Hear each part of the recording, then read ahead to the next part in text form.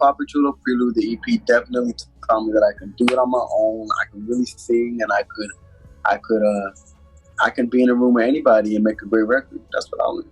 Usually not the record. It's usually when I'm done with the record and then I start rehearsal for the record. Because usually artists don't perform. So after they record a record, they just shoot the music video next. After I record, I rehearse the song. And usually when I start rehearsing the song, since Mom's Favorite is so big on rehearsal, I always have this sweet spot in the dance studio, because that's usually when I would get to the dance studio. That means everything else is done. The song is done. The date is ready for it to come out. Everything's done. The last finished piece is getting the dance together. So when I was getting the dance ready for Control, I really felt like, oh wow, I'm really doing this. Like, it's really coming together. I'd been in the studio recording by myself for about a year, just trying to find my sound and, just trying to get confident. So when I finally got in the dance studio, I felt like, okay, I'm really about to do this. So that's the dance studio was it. Yeah, I just learned that I could sing by myself. That's really it. That's as simple as it can get. I was so nervous about recording, and then after I heard the records back, I was like, oh, I could really do this on my own. I could really take this to another level. But the new project, the Lowest Name project, I'm pushing myself even more. I'm making Latin music, which is very different from me because I've only done R&B music, and I come from an R&B group. So I wanted to incorporate my culture.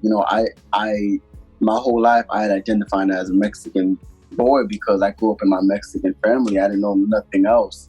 So just starting, the culture of the Hispanic culture and the people and the language and the food and the music is so close to me that I wanted to incorporate it now. So I'm pushing myself a little more now. It's different from speaking Spanish to actually having to write it and put it in music. It's very different. So I'm pushing myself this time.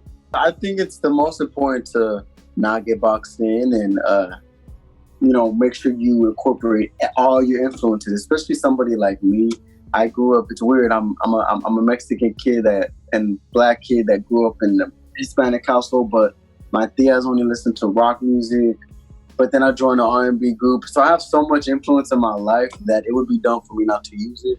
And when I was in Atlanta a couple of weeks ago, I was out there for 2 months, and I started off making R&B music, and then I ended up with a reggae record, a Latin record, a pop record, R&B record. I've ended up with so many different types of sound that I just want to push myself and see what I can do. That's the whole point of why my name is Princeton. Is I wasn't the smartest kid in school, and I never saw myself actually being able to go to Princeton College, but I was a student of music. I studied music all the time. I studied interviews and I studied different genres, and my playlist of my life is the most bipolar playlist ever, but I think that's what makes me dope. I'm a student, so that's the big reason why I'm Princeton. So, some rundown.